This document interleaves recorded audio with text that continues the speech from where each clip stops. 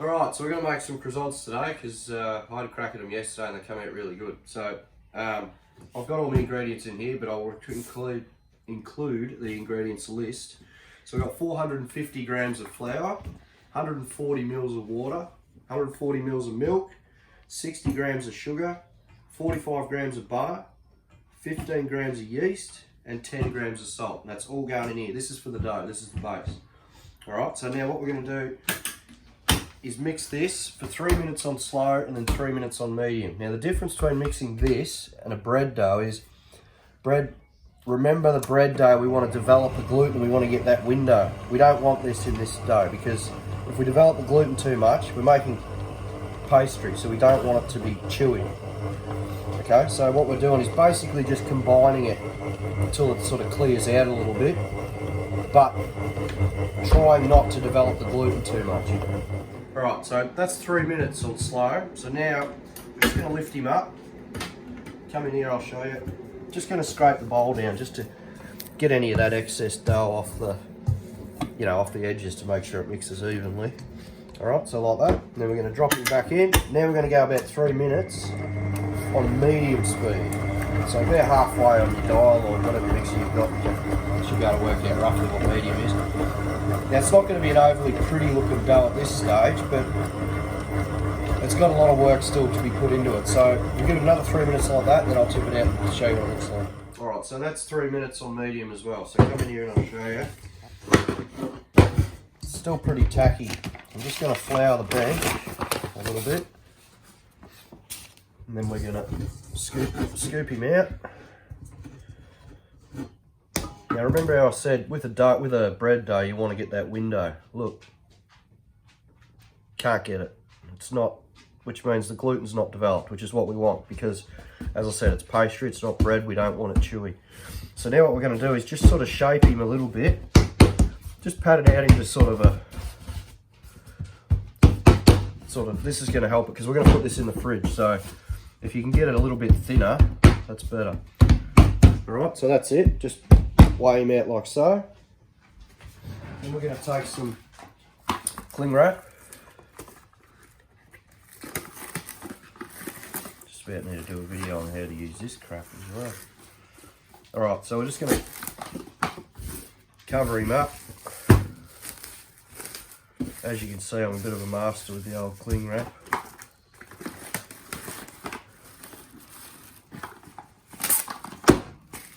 Okay, so just cover it, try and do it a bit better than what I've done.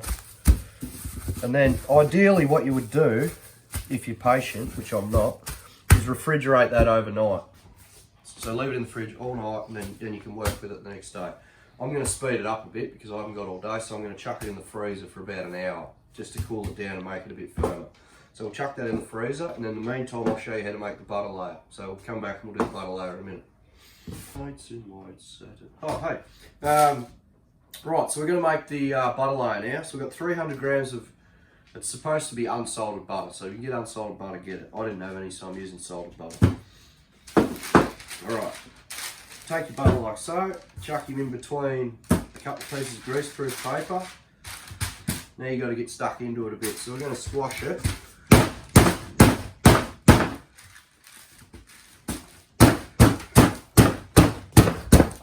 Obviously soften it a bit in the fridge first. That'll help. Just pretend it's a Hawthorn supporter, it makes it a bit easier. Alright, so we're starting to, what we want to do, then take your rolling pin. We're going to try and get this as neat as we possibly can. As you can see at the moment it's a bit rough. We want to get it into a sort of a square shape, about like so. Alright? So just keep working with it. You can take the greaseproof paper off and just start to sort of shape him into a sort of a rough square. It doesn't have to be perfect by any means, but alright, so just sort of shape him. If you find a bit like this that's not quite even, you can just tear that little bit off and then chuck him up here just to try and make it a bit squarer. As I said, it doesn't have to be perfect, but we want to get it the thickness is more important than the shape. So you want an even thickness, all right? So you can just sort of use your rolling pin, tap it, and then once your butter starts to soften a bit, you should be able to roll it almost like a, you know, like a dough. So we'll roll him out like so. So this is what we're going to use to laminate the pastry with, because the reason you have flakes and layers in croissants is because of the fat that you're folding through it, and fat being the butter. So we need to get, as you can see, it's far from perfect, but we're making homemade croissants. Normally if you're in a bakery, you buy butter sheets and they're perfectly square, but as we know, we're doing a home style thing, so we're not looking for perfect. That's pretty good, I'm pretty happy with that. So now, our pastry's in the freezer. We're going to give that about an hour to firm up. We'll put this in the fridge for obvious reasons, otherwise it's going to get too soft. So we'll leave that covered like so, chuck it in the fridge while our pastry chills out, and then I'll come back and I'll show you how to laminate the pastry. Alright, so as I said, ideally you would leave this overnight in the fridge, so let's assume that you've done that. I'm doing a bit of a rapid one because I'm impatient and unorganised. Butter, dough. Now we're going to laminate the pastry. Flour. You want flour underneath it. Try not to get flour. You can have flour on it while you're pinning it out, but you don't want to roll flour in between your layers if you can help it. Alright, bit of flour on top. Then we're going to just pin him out. Hopefully you've got a better rolling pin than what I have. And then just come around and even him up a little bit.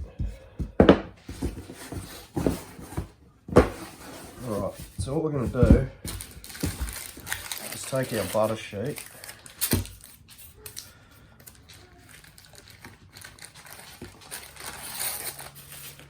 Like so.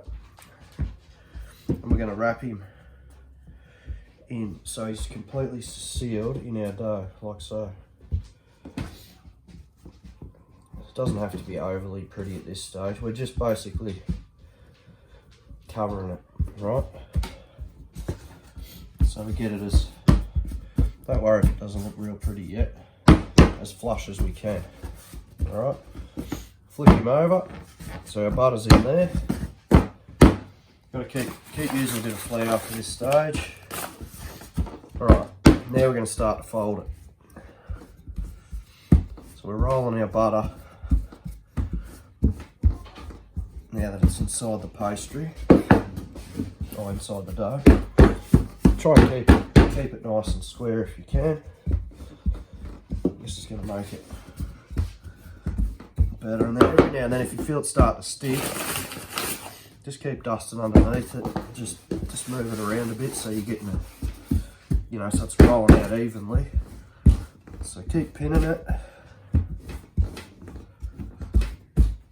Like so.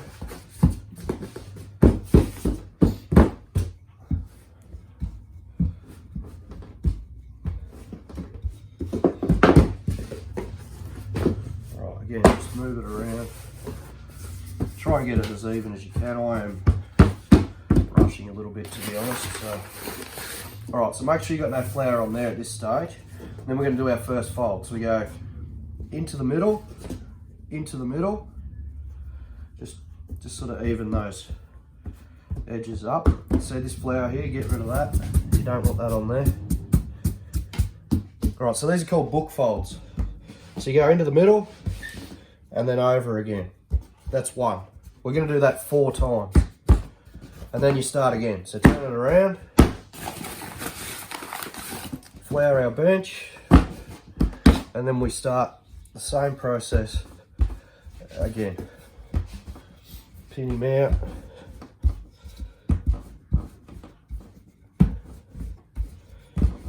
This is what gives you your layers.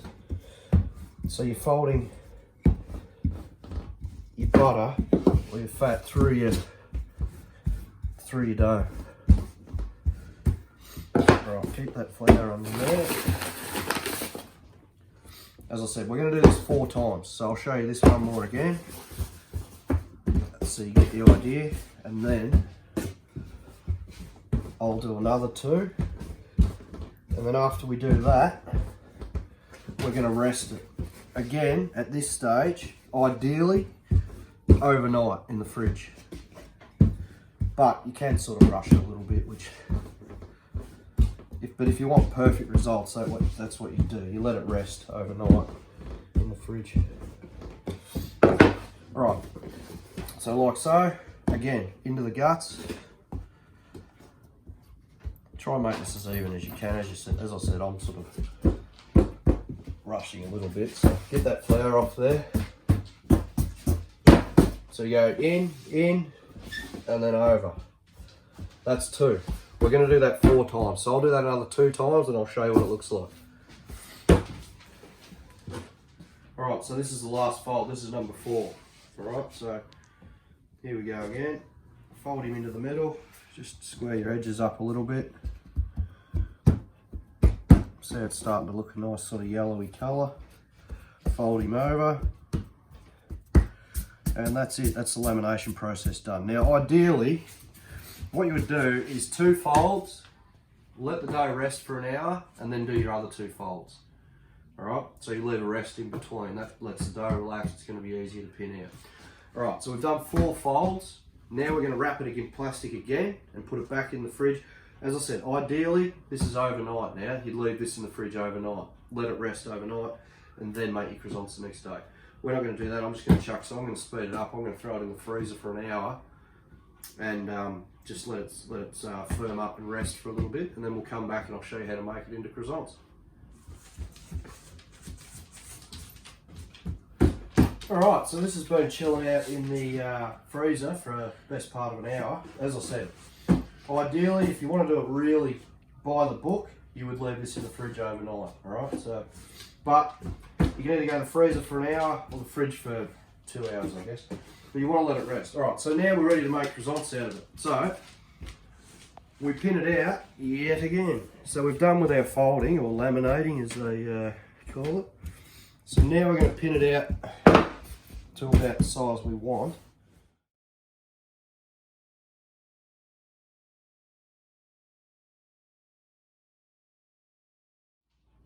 Right, so we've got it pinned out, as you can see. We're going about 1 centimetre thick. So 1 centimetre thick, as even as you can all the way around. Right, so we're going to trim him up and take these edge pieces off.